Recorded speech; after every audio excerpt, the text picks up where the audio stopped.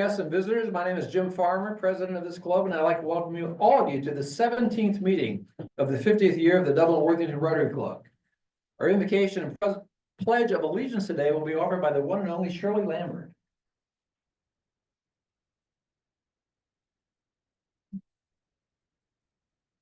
Let us pray. We are grateful for the Rotary four-way test to help guide us with decisions and action. Sorry, it's hard to hold it. May we be the Rotarian who cares for friends and family and reaches out to a neighbor. Remembering building goodwill begins at home. We ask all these things in your name. Amen. I pledge allegiance to the flag of the United States of America and to the republic for which it stands,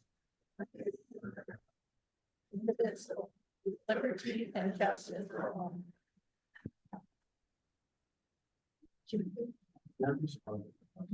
Okay, Mr. Joe Passion, our incoming president, he's counting the days already. Will now introduce visitors and guests. Thank you, Jim. We are graced with many visitors and guests today. I'm pleased to say our speaker will be introduced later, but numerous family members of the Bolus family, welcome. We have Bill Ingram here and Eric Nesta. We also have Dave Dewey gracing us today. Thank you very much. Let me just say something. If you will. Bill Ingham. Yes, please. Bill Ingham is here, interested in Rotary, and he's a neighbor of ours. And want you to all make him feel welcome. I know you will, and say hi, and how great Rotary is.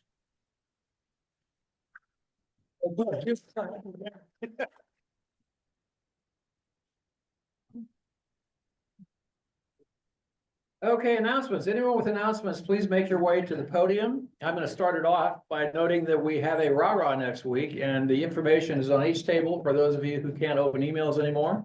It's all there. And please sign up. We've got a good crowd already, but we'd love to have everybody. So let me know about that. And I think Jerry has an announcement.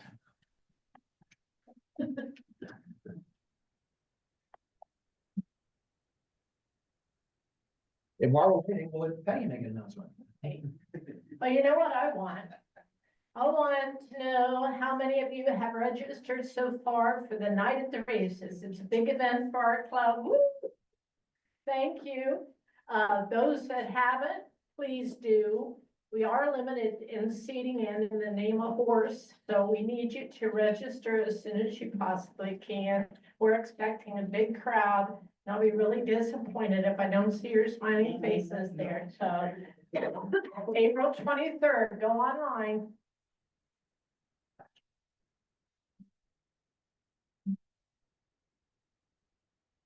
You can name one fundraiser that this club has. Who can name one fundraiser, Teresa? A food drive is not necessarily a fundraiser that this club has. That is a community service project. Yes, Dick. Poinsettias. Well, how much money did we make the last time? $3,979. Pretty close to 4,000. Somebody in this group will donate another $21 so we can have 4,000 for poinsettias. I don't know who it is, but I am the sergeant today. So we'll try to figure that out. What about bowling? How about bowling? Is that a fundraiser? Yes. That is a fundraiser. And so the reason I'm standing up here is to introduce to you Eric Nesta. Many of you know Eric Nesta, but many of you do not. So he is going to come forward because his team won the bowling. Super bowlers they were. They won. And they would like to make a presentation on what they're doing with their $1,000 winnings. So if you'll give a warm welcome to Eric Nesda.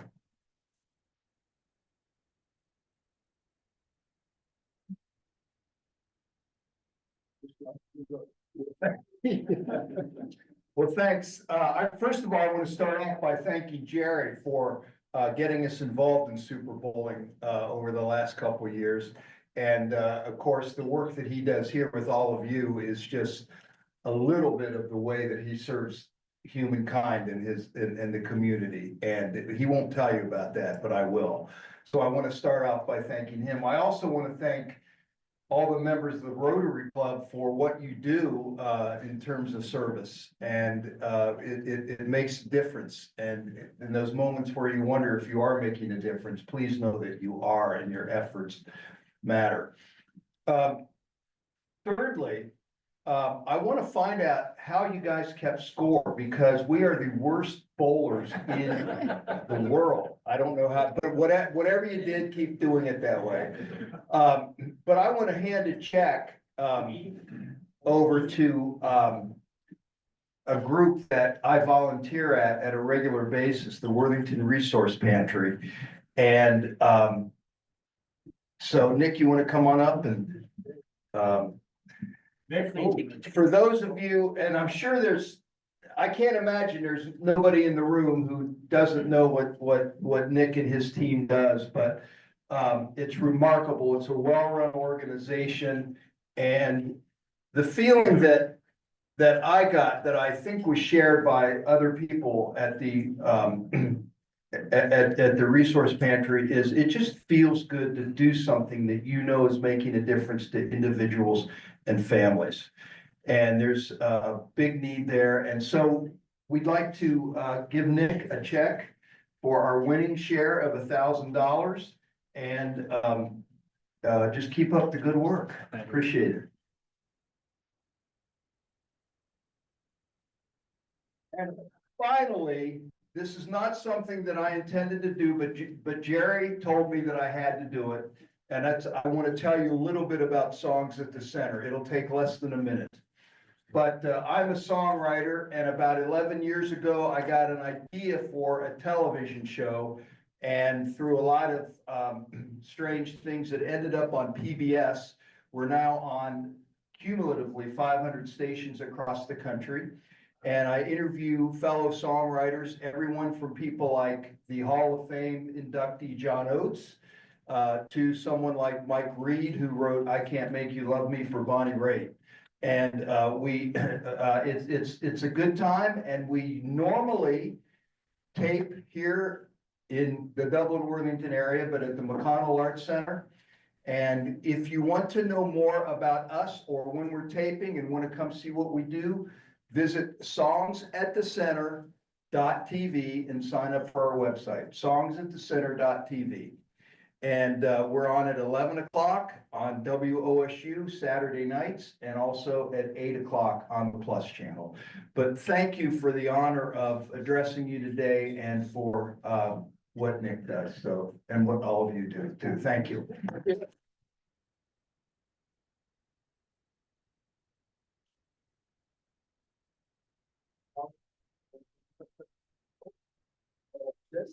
Just kind of, What you put your hand on that check so you're giving it to him. There we go.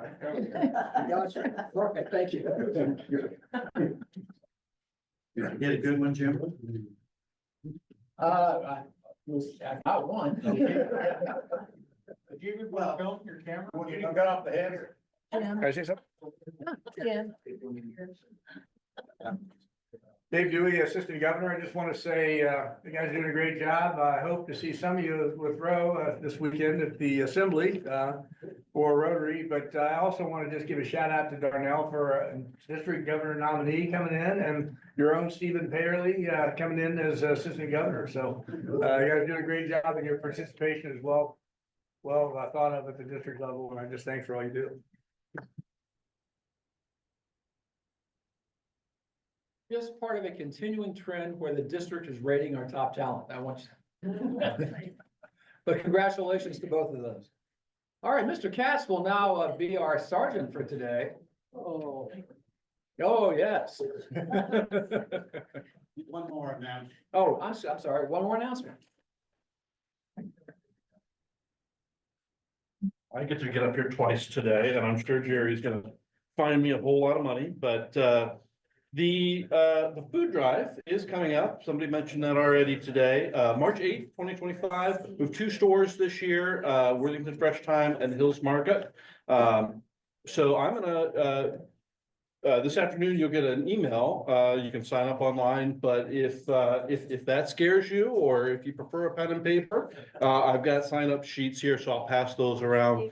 We've got about 8 or 10 spots to fill. You can come for just an hour. You can come for a few hours, but we would love to have your help and support. Thank you. Thank you. Now we're gonna turn it over to Mr. Cass. He's pulling his notes together. Don't worry, we will let you get to maybe tomorrow.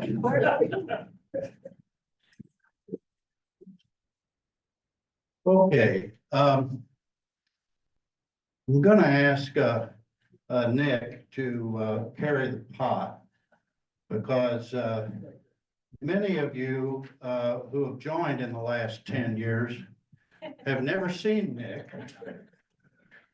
I'm only kidding. But here's the pot. There's the primer. So we're in good shape, but this is Nick Lincoln Hooker, and let me tell you something. I've stood up here many times and told you that the reason I'm in Rotary is because I know all of you. And because we do things together. There isn't anything that this club does that any of us could do on our own. The problem is we'll never do it. We have to do it together. Nick is one person in this club that I know exercises what we do every day. If you were up there volunteering and you could see our neighbors who come in and how, what do I want to say? Satisfied that there is a place that respects them, who welcomes them, who does not discriminate against them in any way, shape, or form. And they get to take food to feed their family. Because everybody in here would probably starve to death as long as they could feed their family.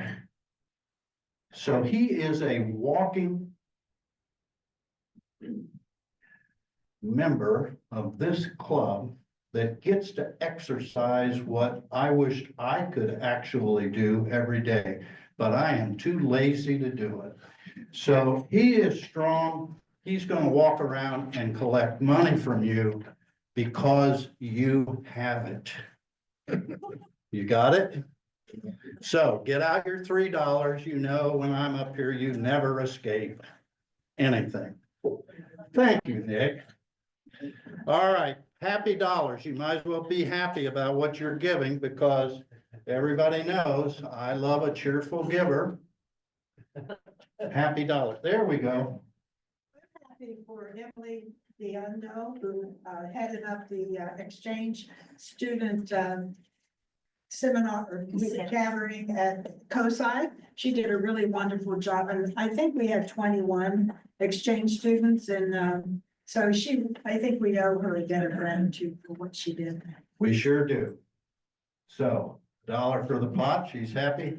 Oh, Mike, I know what you're happy about. Stand up and tell us. What am I happy about? Well, I got a new insulin delivery device that allows me, for the first time in 40 years, not have to stick my finger and draw blood 4 to 5 times a day.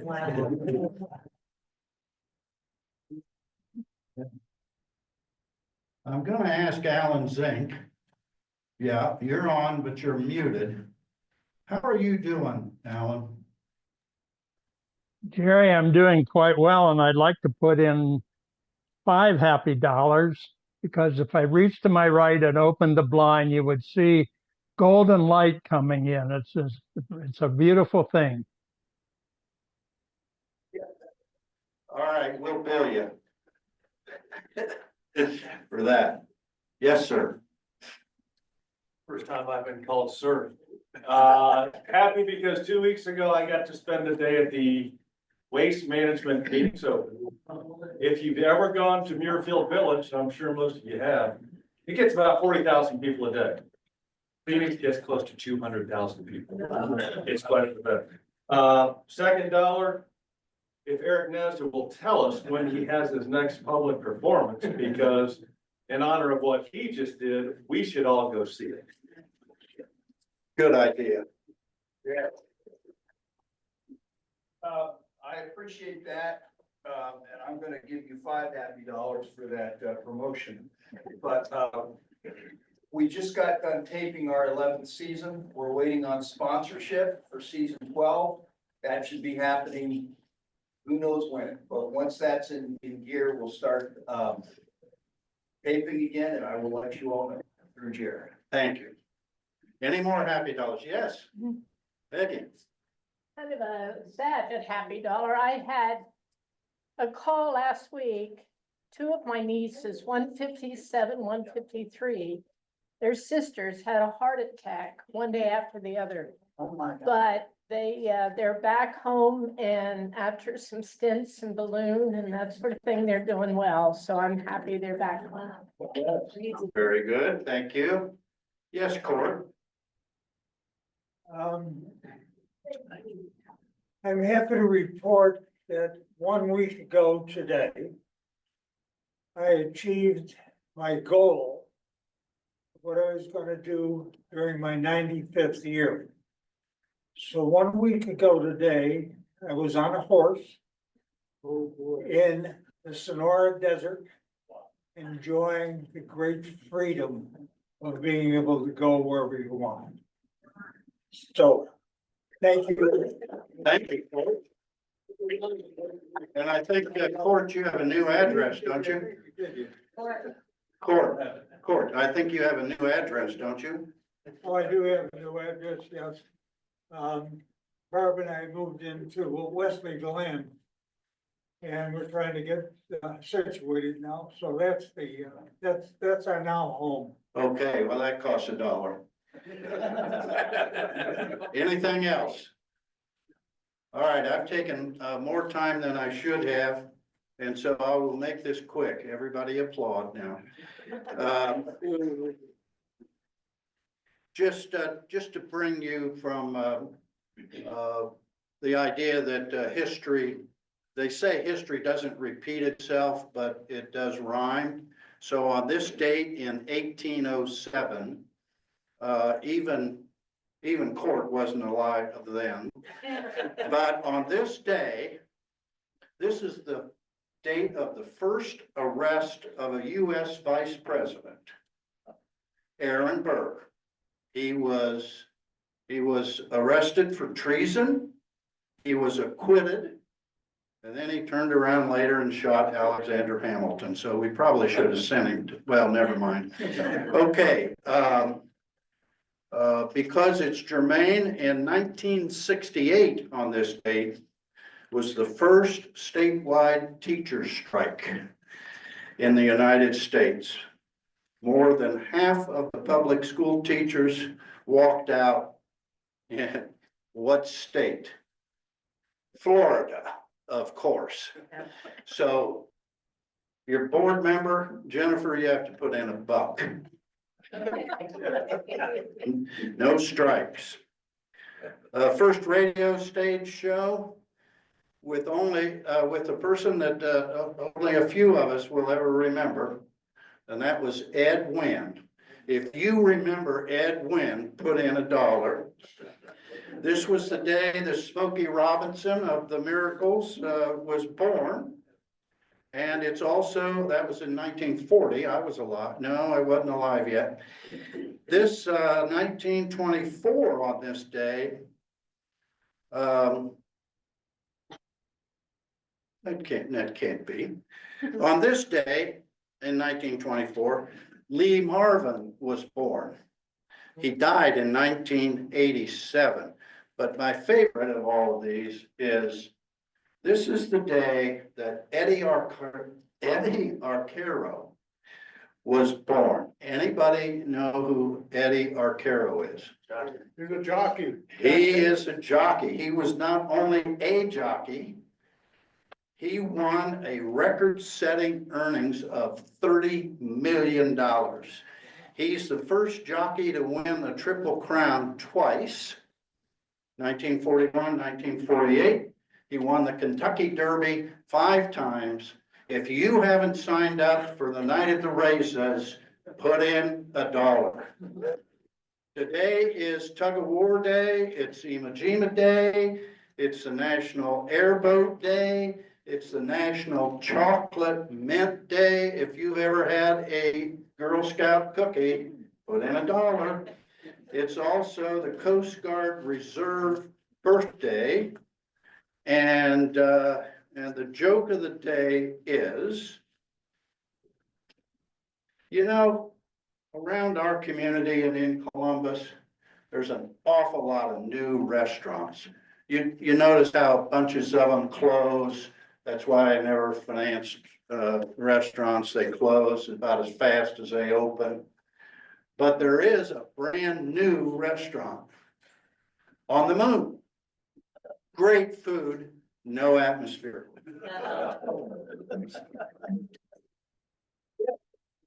Around of applause. There's applause because I'm done. I know. Okay, we have something new today. We're having an introduction via satellite. Satellite, yeah. I don't know why I have this microphone. We got a video introduction. Let me see if I can pull it off. I'm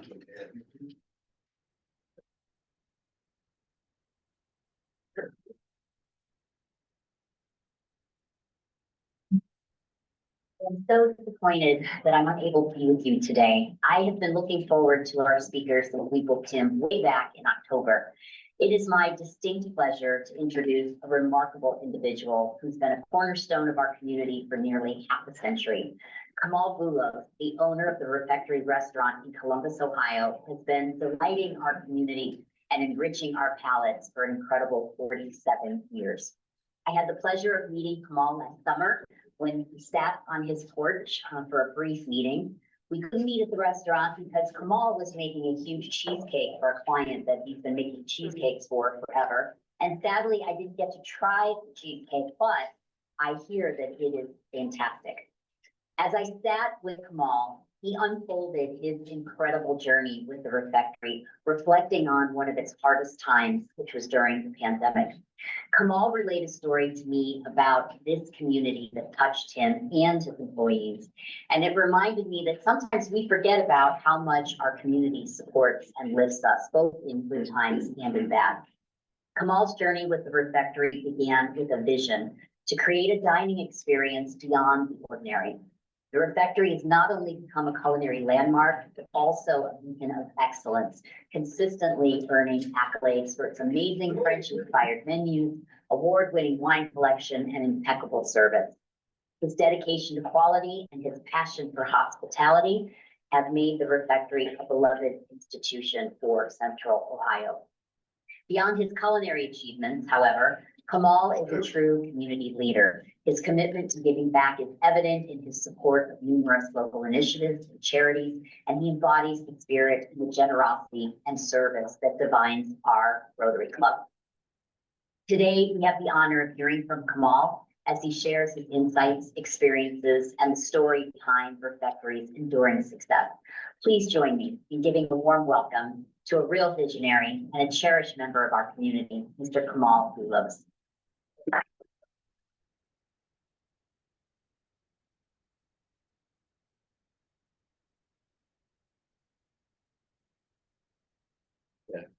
That's the microphone. Let me get your presentation pulled up.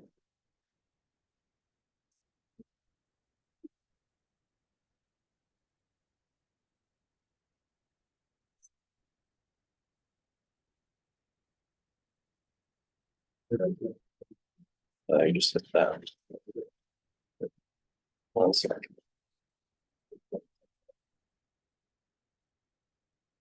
Okay, should be good. Well, thank you for the honor and privilege of being here with you today, and I'm amazed and greatly inspired and grateful for all you do to serve the community. It's a lesson that has really carried us a long way as a business, and I imagine that you are not necessarily the hands that are visible sometimes in the community. You do things that people aren't always aware of, but you definitely have an impact, as a number of you have already mentioned. Today we want to kind of share a few stories of our journey as a business and some of the things that we've learned through them.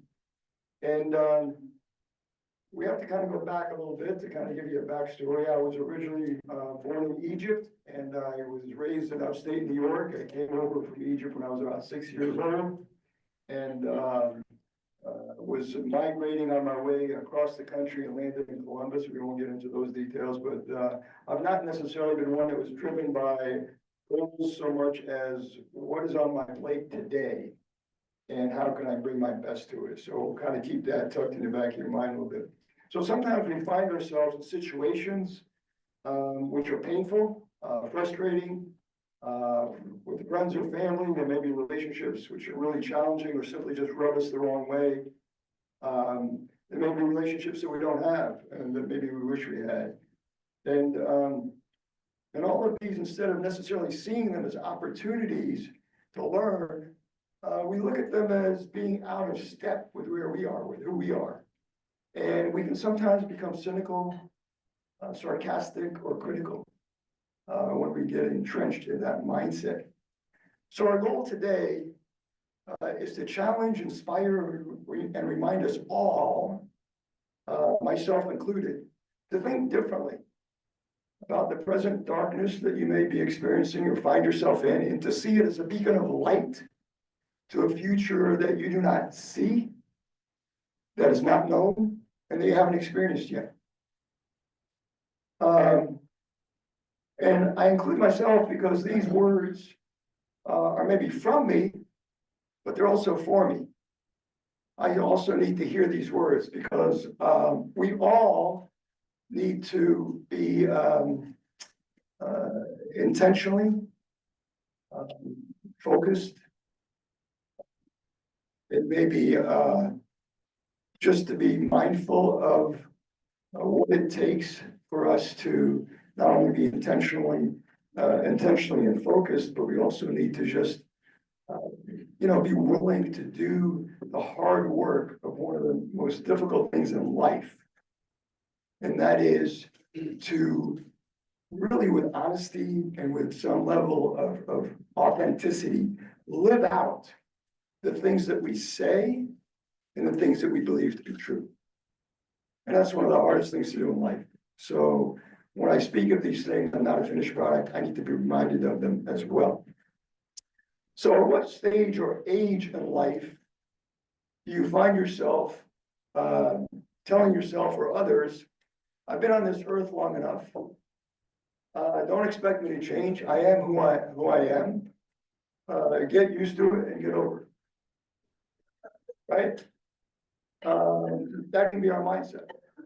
I'm blessed with a father who sets a much different example. I remember asking him when he was in his mid-80s, how can I be praying for him? And he lives in New Jersey. We grew up in upstate New York. They retired in New Jersey. So I can't talk to him on the phone anymore because he can't hear. I talk to my mother every day, but every month or two I go over and spend a couple of days with him. And I remember asking him in the mid-80s, how can I be praying for you? And he always just shared these incredible nuggets of wisdom of things that he was struggling through in life. And that never stopped at all. And to this day, when I see him, He'll tell me how he's working on just extending grace to others, or being more patient, being more kind. And he's alive and well and still a work in progress at 103 years old. It's inspiring. It's really inspiring. And so sometimes, if we find ourselves not being a willing, teachable, or curious student of life, of ourselves, or our arena, what we're really saying is that we're self-satisfied. We don't want to grow. And being self-satisfied is really unsatisfying, if you think about it. And so I'm fortunate to have kind of been in an arena that has challenged me to constantly be a student. You can be in our business 100 years and not see it all. So we don't ever go into every day in life at the factory, even though I've been here now for 49 years of existence. Thinking we know what we're doing. We've learned some things along the way, and we continue to learn. And so we like to think of ourselves as a place of hospitality, known for pursuing excellence. And we will never be perfect at anything we aim for in life, but to help us guide us in our thinking, we kind of like to keep 4 aspects in front of us of approaching this topic. And so pursuing excellence without being selective. It's easy to do the things that come easy to you and excel at them because you enjoy doing them. Challenge yourself to bring your best to everything. Because if you don't do that, not only does it limit you professionally, because you do these things because you really like to do them, and you kind of avoid doing these things because they don't come easily to you. But it also will follow you personally, because you'll move towards those relationships that come easy to you, that affirm you, that love you, that lift you up. You move towards those, and those relationships that are challenging to you, you move around. You avoid them. You don't bring your best to relationships that desperately need your best. So if you pursue excellence, do it without being selective. Commit your best to every situation and relationship without bias or judgment. Pursue excellence with sensitivity. Constantly adding to your knowledge and skills are important. But more important is, how am I introducing them to the arena? Am I doing it in a way that elevates the whole, rather than adding drama or creating havoc? The impact is much more important than knowledge and skills. Think of the world of professional athletes. There's always some superstar athlete in their prime. Nobody wants them on their team, right? Pursue excellence with a purpose. Excellence for the sake of excellence is not the destination. Challenge yourself to think of the overall brand, reputation, values, and team you represent. Bring your best efforts to support and elevate that mission. Become the ultimate ambassador. Pursue excellence with humility. Hard to believe the universe does not revolve around us, nor does it exist to serve our needs or desires. Challenge yourself to put the needs of others above your own. Your success will never be measured by your wealth or achievements. It will be defined by the impact you have to bring out the best in others. Does your example of service and integrity compel others to follow?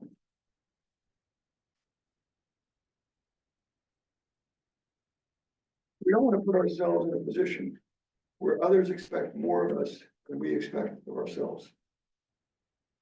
We will encounter situations in life which will challenge us, they'll threaten us, or worse, they even destroy who we are and who we're striving to become, which is far more important than what we accomplish or what we accumulate. During those times of turmoil, our initial reaction may be driven by fear or anger, leading us to become defensive or retaliate.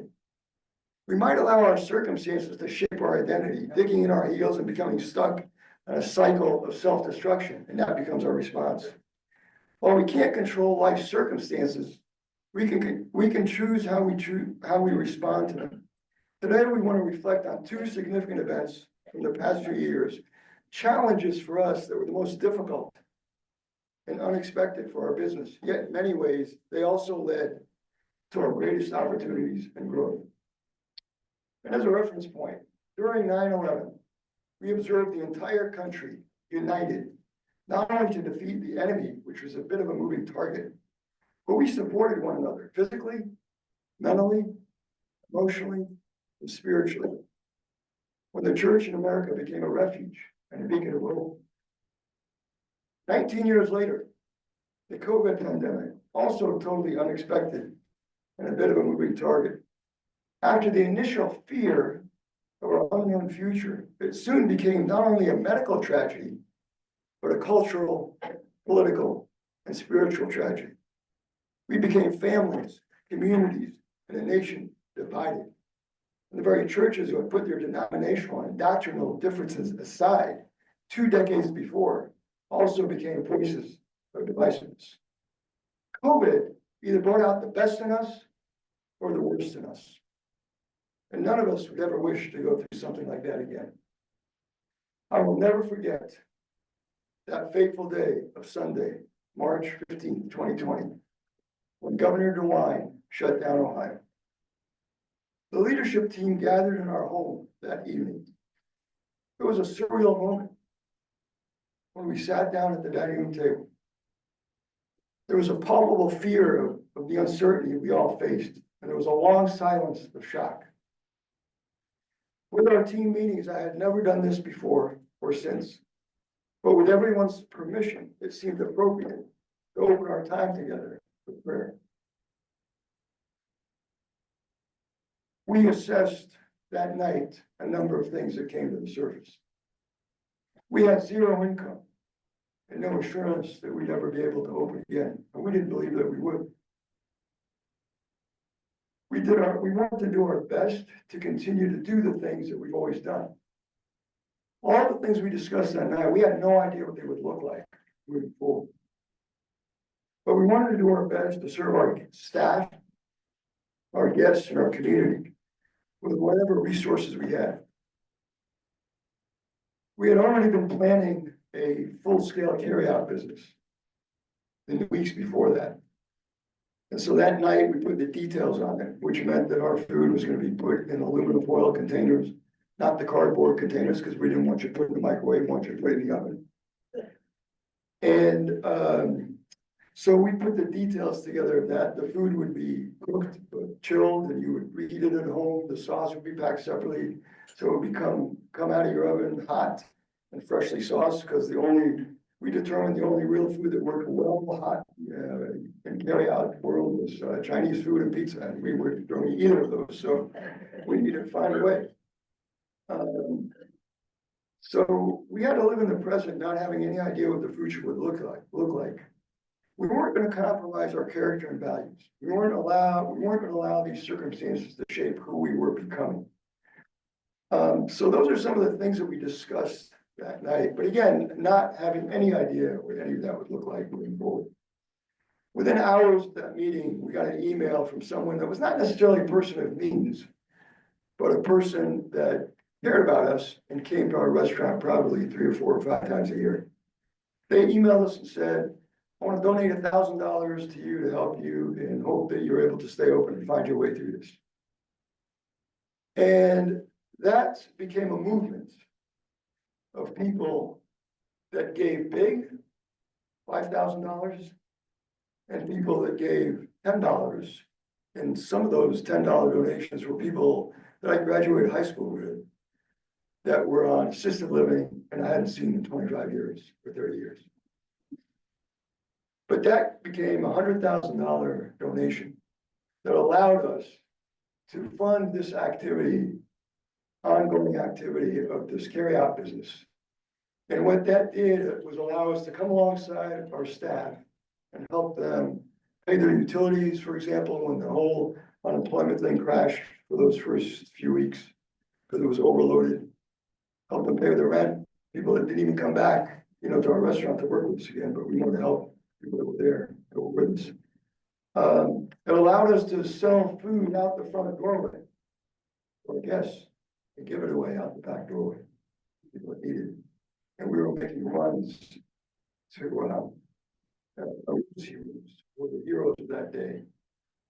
And so that's how we began, not knowing what would occur. we didn't believe that we'd be given permission to open for about 3 months. And I remember that night, everybody looked at me and I said, well, what are you talking about? Because everybody thought, well, a couple of weeks we'll be back in the restaurant. I said, I don't have any idea what's happening, but it took China 3 months to crawl out of their shell. They're a communist country and we're not. They can do things that we can't. And once we're given permission, but we have the resources, we're not gonna likely open for another 60, 90 days after that. And they said, why not? I said, I'm not smart enough to know what's gonna happen. I'd rather sit back and keep my chips on the table and see what's happening, see what the virus is doing, how businesses are doing. And we learned a lot after all the other restaurants were given permission in May to open up. Almost every 2 days, I was on the phone talking to another restaurant. What are you doing? What's working? What's not? And a lot of things came out of that. The new refectory looked a lot different than the old refectory. We were able to reimagine every aspect of our business. When it became clear that we were likely to be open again, I realized that the chef was just culinarily energized all over again. And I'm thinking like, why is this happening? So I asked him one day, why are you suddenly energized, with your culinary creativity again? He said, well, I'm not supervising a lot of people. There's only 2 or 3 of us in the kitchen and I'm cooking every day, which is why I became a chef. I love to cook. And so he was having a ball and every single day or two, he's coming down, try this, try that, try that. And so I said to him one day, I said, what's going to keep this energy and excitement going for you, for our guests and for our staff? I said, I want you to make believe you've never worked here before. And you're starting from ground zero. What would you like to do? He said, I'd like to do a smaller menu, a smaller plate menu, small to medium-sized plates, and change it frequently. So that's what we do today. We have a menu that's printed and posted every single day. It's constantly evolving. And it's a small to medium-sized plate menu. There were guests that first came in, oh, I don't like this menu. And then they realized I could have a fish course and have a Dover sole or a half a Dover sole, which I love. And I could have lamb, a smaller portion of lamb, which I love. So they got it. Yeah, I really like this. So it's a different experience. In addition to the menu, we have a tasting menu. So that was one of the changes that came out of it. We had talked about closing on Mondays because we were open Monday through Saturday for probably 15 years. We could never pull the trigger because you could never make it look good. Right? People are going to say, wow, you're in trouble. So we never closed on Mondays. So we thought, well, we're going to reopen Tuesday through Saturday. But let's not open Tuesday at first. Let's just open 4 days a week and see what happens. And Tuesday we can get together and plan. We used to do Monday through Saturday for dinner only, and we would do private events Monday through Saturday. Now we do private events Monday through Saturday, but only private events Mondays and Tuesdays. So we're only open for dinner Wednesday through Saturday. The kitchen staff, most of them work a 4-day week. They have a better life than everyone. If we were Monday through Saturday, I wouldn't be standing here talking to you today. I couldn't keep up anymore. So it's been a blessing in a way that we would have never, ever imagined. There were other changes that we made. Prior to COVID, like all the other restaurants, you pay with a credit card, debit card, cash was the same price. Today, it's the same price, but if you use a credit card, it's a 3% added fee. If you use a debit card, it's 0. If you use cash, it's 0. If you use a check, it's 0. Guests tell me, well, why don't you just add that into the price of the menu? Like everyone else does. I said, well, I'm giving people a choice because I realized when we were closed, because I had a lot of time to think, those higher prices would be subsidized by people using debit, cash, or checks. So we give people a choice. And if somebody really gets upset about it, and it becomes such a barrier there, to our hospitality, I refund them the money. And I put it on their profile every time they come in, just refund the money. It's not that big a deal. But just giving people a choice. We used to include bread, with the dinner. Now we saw, and it was a massive amount of waste because people are always asking, oh, I want more bread, I want more bread, and never even touch it. And so now we sell a basket of bread for the table. We don't charge you if you order another basket. And a portion of those proceeds, half of those proceeds, we use to fund some charity around the world. And for the last 2 years, we have helped donate money to the Central Food Kitchen that's on the ground in Ukraine, feeding people that need food. And so we took something that was a huge waste and turned it into something that was helpful to serve others in some way. So those are some of the things that happened. We really reimagined every aspect of our business. And on a personal level, having more time on my hands for a period of 6 months than I ever had before. You know, I realized there were many times, and I lost somebody that was very close to me. You know, I don't know, well, you said you had your meetings with La Scala. Well, Willie, the chef owner of La Scala, passed away because of COVID. And he was over at a restaurant, you know, 2 weeks prior, just asking us how we were doing our carry out. And I'd known him for over 35 years and we'd become friends, and it was a tragedy. So I realized, you know, at that moment that too often in my life, I go to somebody's service or celebration of life. And it's at that time that I realized what they meant to me and the impact they had on my life, but I never told them. So COVID gave me the chance to put this into action. So I made a list of people that had impacted my life. In some cases, I hadn't seen or heard from or talked to them in 30 years or more, but they had impacted my life. And I made a list of all those people and started writing them letters while they were still alive to tell them how much I was grateful for how they impacted my life. So those are some of the good things that came out of COVID for us, especially in personally. We live in a divisive world. We are a place of hospitality. We're all invited to the table without bias or judgment to break bread together. So that's just one story that occurred to us that really was a positive impact on our business, but it was a very difficult thing to go through. We didn't think we were going to make it through. This past August 3rd to be exact, another event happened, which was an incredibly challenging event for us. And that is about 35 to 40 people, animal rights activists, came marching to our front doorway with bullhorns and sirens on their bullhorns, with signs, and yelling at us to not serve foie gras, which is duck liver. It wasn't on our menu at the time, but if you Google foie gras, our restaurant came up. And 35 to 40 people stormed through the front door. They're not picketing out front. And with sirens and bullhorns, and it was incredibly disruptive. We called the police, but by the time they got there, they were gone.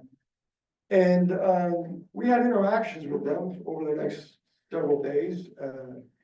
They were coming in and picketing out front. At one time, I had some interactions with them and asked them why they didn't go after, you know, chicken farms and things like that. And if they were, you know, really speaking for the rights of animals, they said, well, foie gras was low hanging fruit. Their agenda was to turn the entire country into being vegan. And they were very militant about it and unafraid to attack your business.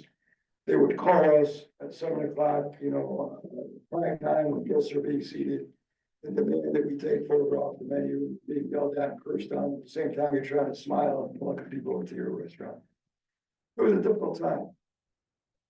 We eventually hired off-duty policemen in our parking lot because we were just so unsettled, not knowing when they were going to come barging through the door again. We just wanted to do what we wanted to do to our guests and not worry about that.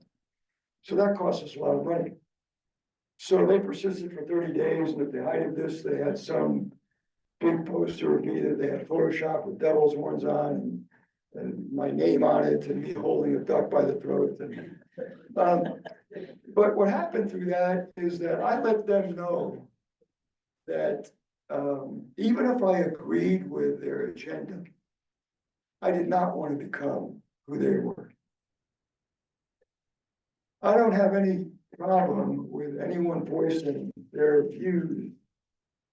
But when it becomes an attack on our business, that's anarchy.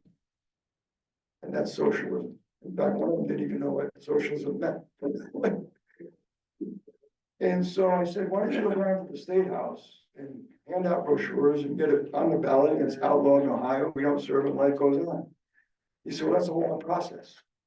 I said, yeah, but that's the due process. That's how our democracy works. And this is not free speech. This is anarchy disguised as free speech.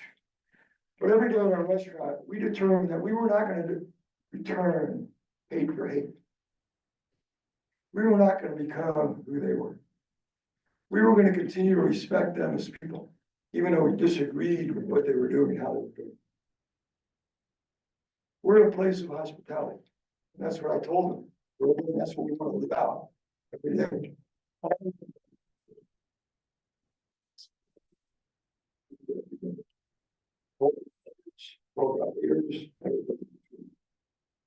And the minute that we became who they were, that was going to be taken from us. We were no longer going to be people of hospitality. We were people of bias and judgment. So it really solidified who we're becoming and how much we wanted to hold on to that.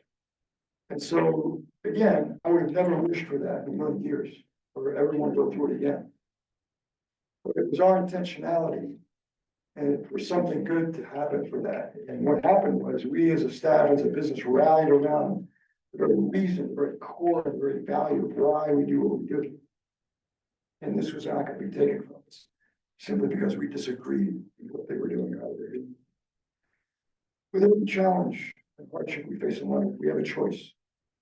We can allow it to define us, trapping us in anger, bitterness, or pain, or we can rise above these struggles, refusing to let them shape our identity.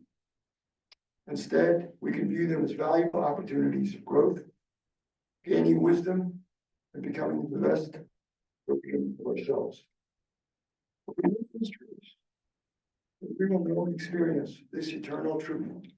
The depth of our character, our values, and our integrity is always shaped, strengthened, and refined the most in the furnace of adversity.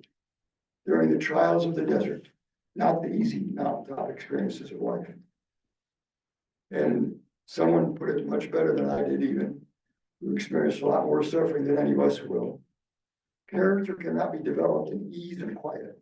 Only through experience of trial and suffering can the soul be strengthened, vision cleared, ambition inspired, and success achieved. Helen Keller. Thank you for the privilege of addressing you today.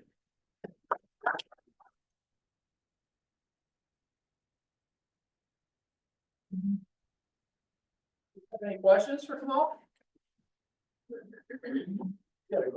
Sure. And during that time that you were closed down for COVID, did you apply for any of the government money that they were giving to? We eventually did, yeah. Okay. Yeah, but that $100,000 kept us going until we got to that point. Yeah. And, I served on the committee with, one of the senators for development during COVID on how to help businesses like that. Yeah. And many of them said, we don't want to take that money because we don't want to be owing the government. Which Yeah. they come back and Yeah. be even worse than the handout that they're getting. Yeah, we applied for some grants, which we got. We applied for some low interest loans, which we got, but didn't use. We were just trying to, use whatever resources we had. In fact, one of the guests literally, within 2 days of us shutting down, called me and said that he would give us, over $250,000 interest free. But it was still a debt, and so you say thank you, but you say, am I gonna be around long enough to be able to pay it back? So, yeah, thank you, yes, sir. How did you select those old churches to be your restaurant? I didn't start that, yeah, the restaurant opened in 1976. I worked there part-time the first year and started working there full-time in 77. So that was not, my ingenuity. When we first opened, there was a one-room brick schoolhouse, which now houses our lounge. That was the entire restaurant, and that was built in the 1850s. That's the east wing of the building. The west wing of the building was the original church, which was also built in the 1850s. And so it was called the Old Church House Restaurant from 76 to 1980 in that smaller part of the building. And that corridor in the middle of them was our kitchen. And then the upstairs room, which is now our dining room, was vacant from 76 to 1980. And then after they bought out the original owner, because the place was losing so much money, they had plans of opening a disco in that larger side. And then all of that money was lost, so that never came to fruition. So I started there full-time in 77. I became the general manager in 1978 after the disco was no longer going to happen. And then, I ran it for 3 years. Then Richard Corna and Benny Shabba, who also owned La Scala at the time, they bought it in 1981. They bought it on the condition that I stayed there for a year. I didn't know them, they didn't know me, but I said, what the heck, I'll stay another year, because I was getting ready to go back to New York and kind of regroup. And so 9 years later, I'm still working for them. And I never asked them for a thing, never asked them for a raise, never asked them for anything. In fact, when they asked me to stay for a year, they said, what do you want us to pay? I said, pay me whatever you want. I'd rather be somebody that under promises and over delivers. So we had a tremendous relationship of trust. They didn't even have a key to their own restaurant.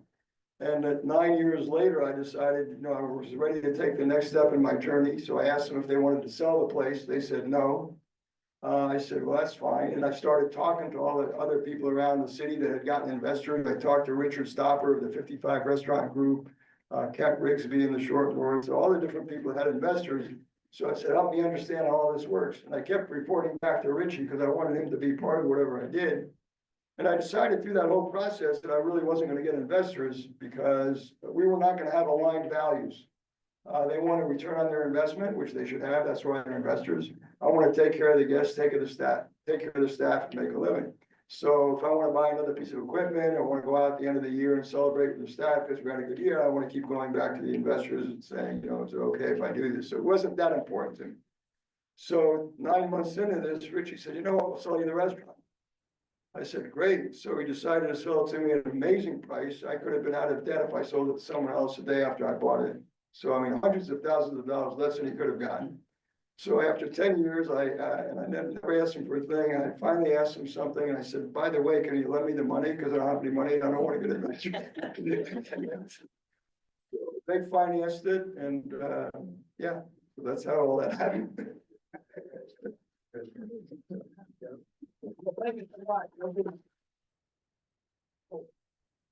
any of you are interested, I think I shared this, yeah.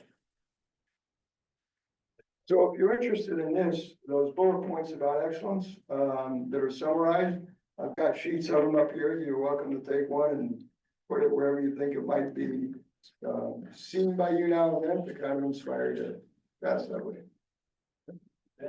Thank you again. That was great. Really enjoyed that. Okay, we now have a raffle. We do.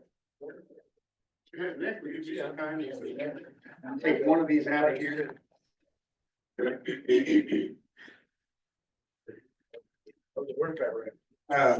you look at that on my pad, I got the tickets, I think it's the one that's showing. 7222. 7222. All right, I won the 30, but there's 327 in the big pot. Put that one back in there. I've been mixing them up for 15 minutes. Just to get yours on top. Yeah. No, really, that's Same one? Oh, hey, Oh, geez. that's all right. Oh, yeah. how much is in the big pot? 327. Okay. 7245. That's not me. Hey. Oh, I see.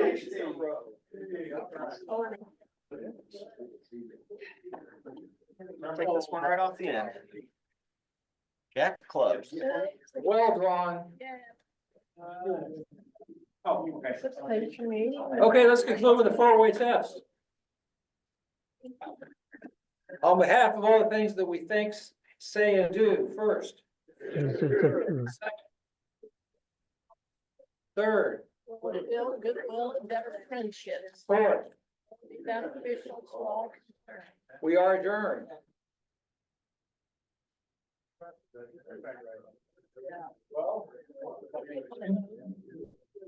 Thank you. I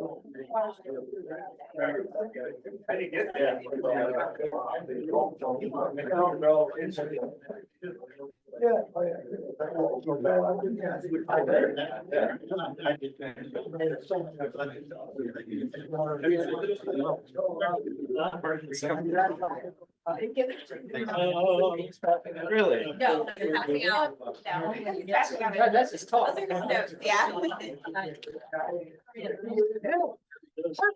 Yeah.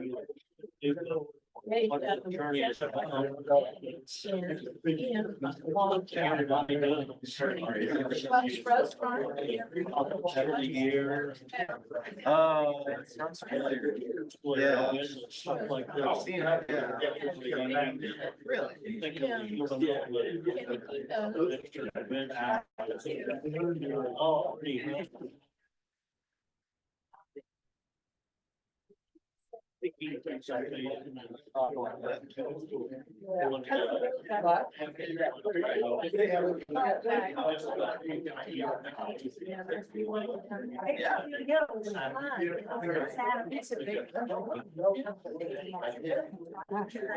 Yeah, that's very good.